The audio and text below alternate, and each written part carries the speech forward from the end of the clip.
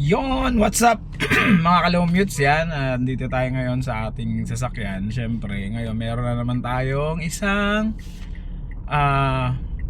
itetest na produkto para dito sa ating sasakyan. As you can see, ito yung tint kasi natin na ginagamit. Ito pa yung galing sa kasa. Yan, so ang rant ko lang dito madilim naman siya. Tinted naman talaga, pero ang nagiging problema natin dito is kapag mainit, lalo ngayon magsa-summer. Parang walang heat rejection, medium dark tint yan yung harapan. Ano naman siya, kung sa pagka-tinted naman, okay naman siya kasi medyo madilim naman siya, hindi siya masyadong kita sa loob. Ang problema lang natin is yung heat rejection talaga. Dahil lalo ko desid ginagamit nga natin to, no, sa pagbiyahe. TNBS kasi tayo. So uminit, umaraw, talagang ramdam natin yung init kapag tirik na tirik yung araw. Ang sakit sa mukha, lalo dito sa harap. Mga start yon mga siguro 10 hanggang 3 o'clock ng hapon. Ramdam mo yung init. Kaya medyo nahihirapan din yung aircon natin kapag ganun na sobrang init. Nakakahiya sa mga passenger natin dahil naiinitan talaga. Lagi na akong nakatres sa fan, tapos mid. Ganyan ginagawa natin. Pagka may pasahero, ginagawa natin yung tres. Tapos naka mid to. Pagka mainit pa rin talaga, dinadagdagan natin yan mga 2 o'clock. Ginaganyan natin kapag yun yung mga ganong oras. So kapag mag-isa lang ako, kadalasan yan dos, hindi ka talaga kaya pag naka-uno. Halos walang lamig kapag tanghali. Kaya lagi naka-dos, tiis pa rin yan kahit naka-dos kasi mainit pa rin talaga. Tayong itetest na papalagay na tint dito sa ating sasakyan. Mamaya ipakikita ko sa inyo para magkaroon tayo ng review. Actually kaya ito yung gusto kong brand na ikabit dito sa ating sasakyan, dito sa ating Mirage, dahil na-try ko na siya meron kasi akong isang dinadrive na sasakyan na Bilos, naka ganon na brand ng tint. So kahit tirik yung araw, okay naman, hindi mo ramdam yung init. Meron konting-konti lang, pero hindi katulad kasi nito na talagang parang kung ano yung init sa labas, ganun din na rin yung init dito sa loob. Talagang walang heat rejection. Kaya yun, nakapagplano na ako na magpalit talaga ng tint, at yung brand na yon yung gusto kong ikabit dito sa ating sasakyan. So mamaya ipakikita ko sa inyo kung anong brand ng tint ang ipapakabit natin, kasi talagang nasubukan ko na yon, tsaka goods talaga. Para magkaroon din kayo ng idea, at least eto na-try na natin yung yung brand na yon. Kaya nasa sa inyo yon kung gusto nyo ring subukan, kasi ako na-try ko na talaga. So mamaya samahan nyo ako, ipakikita ko sa inyo kung anong brand ng tint ang ipapakabit natin. And out! Subscribe! Subscribe!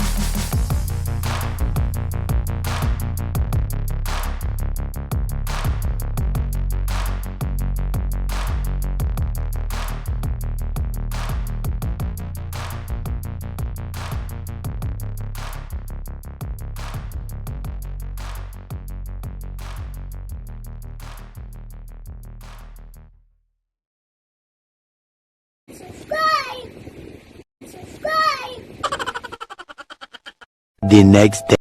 Yon, what's up mga kaibigan natin dyan? So ito na yung first day natin ng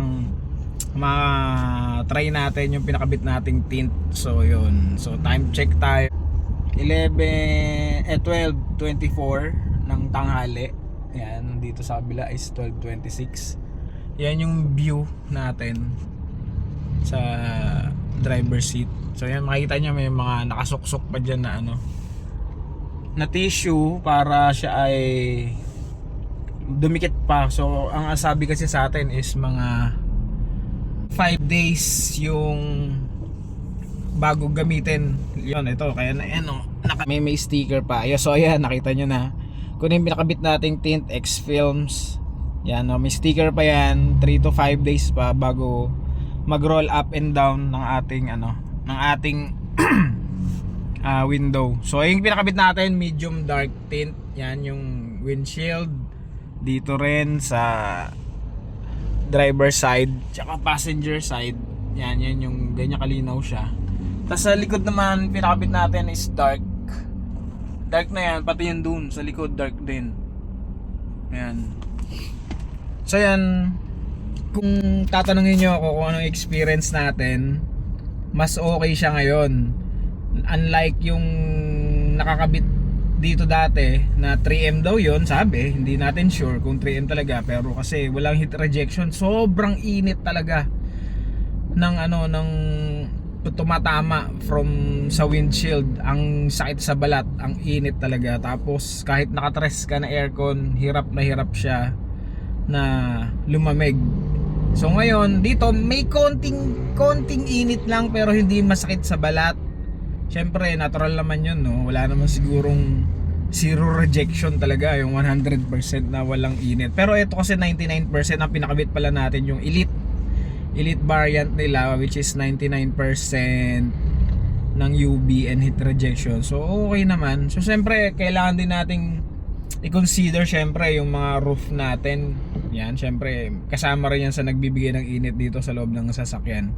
Pero as far as yung mga windows natin and windshield natin, ayun, talagang sulit, talagang hindi mainit.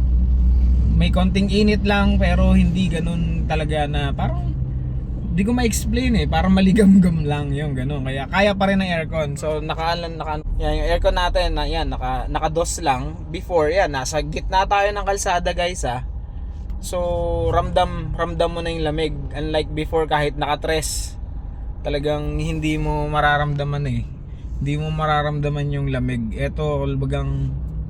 At saka napansin ko kanina, kasi kanina pa ako bumabiyahe kapag napunta ka sa malilim, kahit sandali lang, ang bilis niya, ang bilis mawala nung konting init. Pero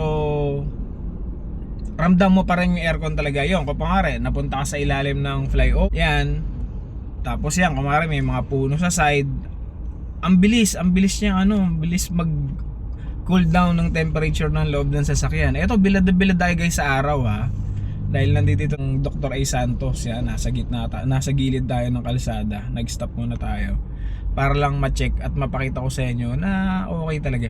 So yun,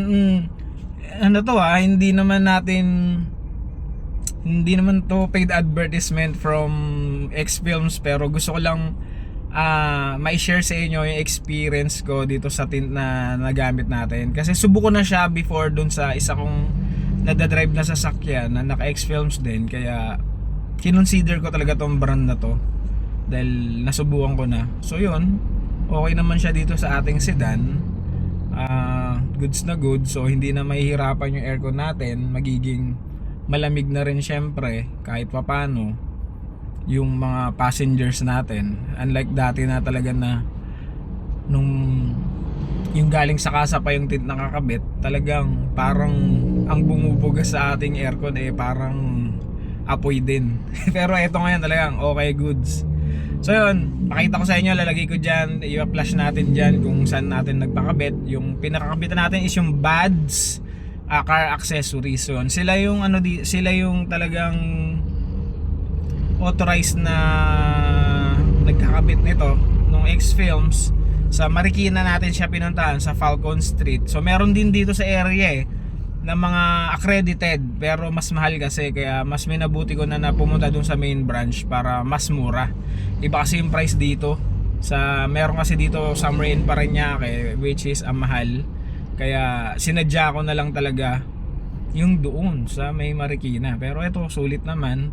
So yun, take consider nyo po kung nag-iisip kayo kung anong brand, kasi marami naman tayo nakikita sa Facebook ng mga iba't ibang brand. Pero ito nasubukan ko na, pwede nyo pong i-consider, sulit ang babayaran ninyo sa tint na to. So ang pinakabit natin is elite na variant, which is 8,000, 99% ang UV, tsaka 99% yung heat rejection. Tapos may 12 years warranty pa kung mag-fade yung or discoloration yung ating mga tint. Yan. Ewan ko kung kita Yan, basta meron dyan nakasulat na X-Films Ayun, yan may X-Films, di ba? So yun, try nyo guys para sa value ng money ninyo, lalo na ngayon, summer na. Kailangan natin to, lalo na sa mga tulad natin TNVS driver. Yan, i-try nyo po. Sulit talaga. Yun. So, salamat sa panonood. Kung take nyo i-consider nyo tong brand na to, dahil maganda talaga. Sulit ang ibabayad niyo. Ayun pala kung meron kayong BDO credit card at BPI yata, nagbibigay sila ng 0% interest up to 6 months. So yun ang ginawa natin, 0% for 6 months dahil BDO credit card tayo. Yun lang, kaya lalong sulit. So yun, hanggang dito na lang mga kapatid. Ingat sa lagi sa ating magbiyahe, and goodbye. Out. Subscribe! Subscribe! Ayun guys, pahabol lang. Ito na, gabi na. Nakauwi na tayo dito sa garahe. Pakita ko lang sa inyo yung yung itsura kapag gabi na ng check. Yan, 10:46. Yan, yung medium dark tint natin. Yan. Yan yung vision kapag gabi. Sa loob. Pero pag sa labas, tinan natin. Yan, ganyan sa labas. Naka kasi tayo. Naka fog light na tayo. Tsaka na LED, tsaka LED lights sa headlight natin. So yan. Yan, pinakita ko lang sa inyo yung itsura kapag gabi. Kaya maganda pa rin yung visual natin sa gabi, lalo kung naka-LED na kayo. Yan, bye.